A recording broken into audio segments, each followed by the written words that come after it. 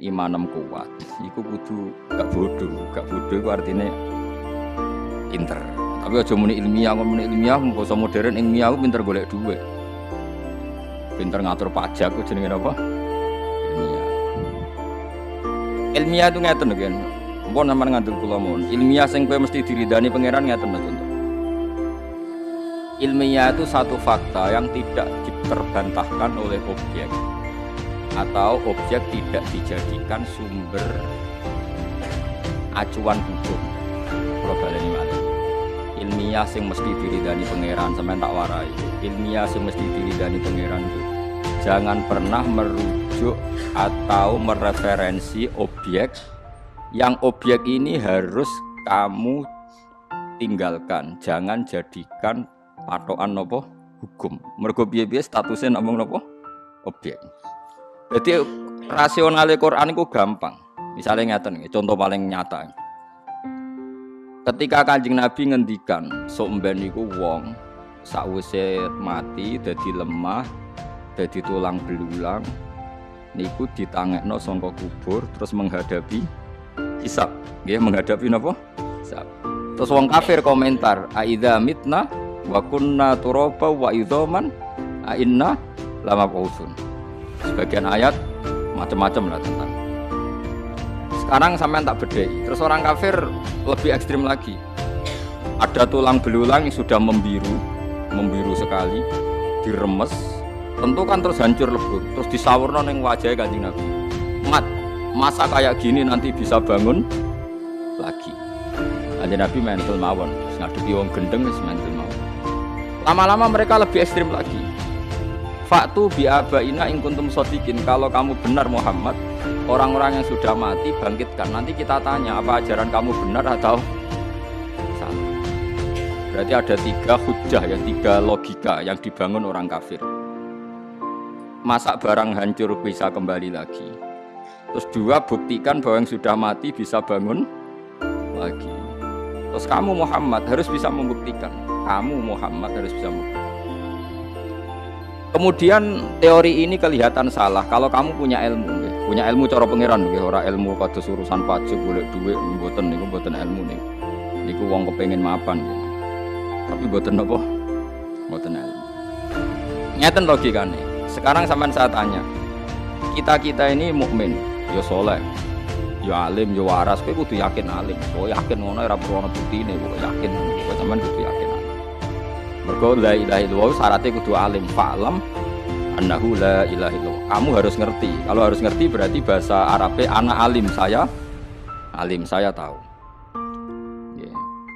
Mohon kok diuji nak ketemu pangeran. Sekarang sampean tak bedheki, tak wari logika sing mesti diridani pangeran. Manusia ketika wujud tuh objek apa subjek? Objek. Ketika mobil dibikin oleh orang Jepang itu objek apa subjek? Objek. Mestinya objek itu tidak pernah jadi ukuran untuk mengukur kekuatan subjek. Jadi misalnya mobil sudah hancur, terus kamu bilang, wah mobil sudah hancur kayak gini nggak mungkin bisa kembali lagi.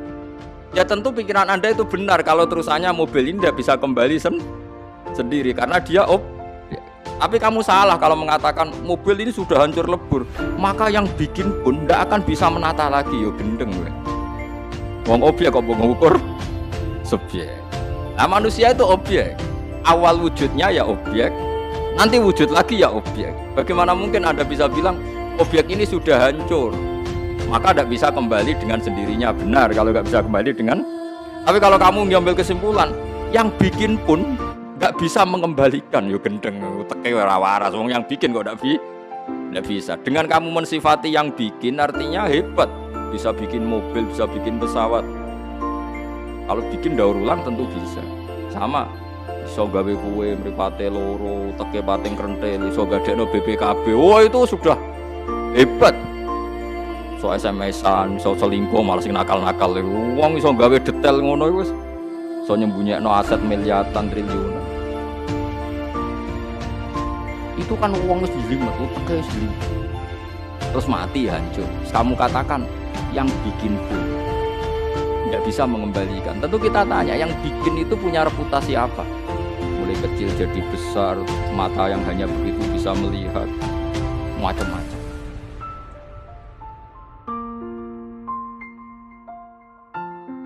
Paham sih kalau mas, gampang kan cara berpikir. Bagaimana objek bisa menjadi tolok ukur atau rujukan hukum.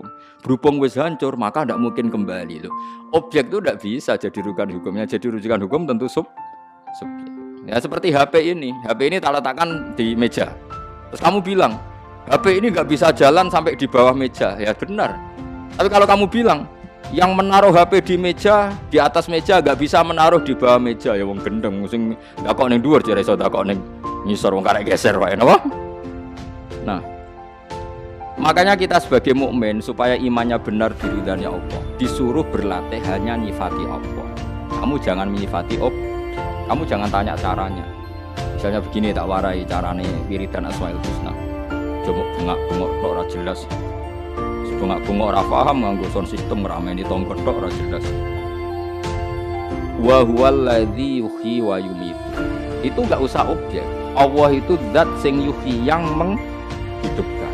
Terus yumiitu yang matikan. Kamu enggak usah mikir caranya gimana. Pokoknya Allah itu yang menghidupkan. Zaman sekarang kita hidup pun kita enggak pernah tahu kenapa sekarang masih hidup. Saya pun enggak tahu, kamu pun enggak tahu. Coba sampean tanya. Kenapa kamu sekarang hidup? Karena punya nyawa. Kenapa ada nyawa? Terus nyawanya di mana? Sekarang sedang apa nyawa itu? Bentuknya kayak apa? Kamu kan enggak tahu. Pokoknya tahu-tahu hidup. Ya sudah, kita hanya nyifati Allah yang menghidupkan. Caranya gimana? Mbah saya enggak tahu. Zaman saya wujud ya enggak tahu, zaman saya hidup ya enggak tahu, tahu-tahu ada, tahu-tahu punya banyak masalah. Ya sudah gitu saja. Nanti tahu-tahu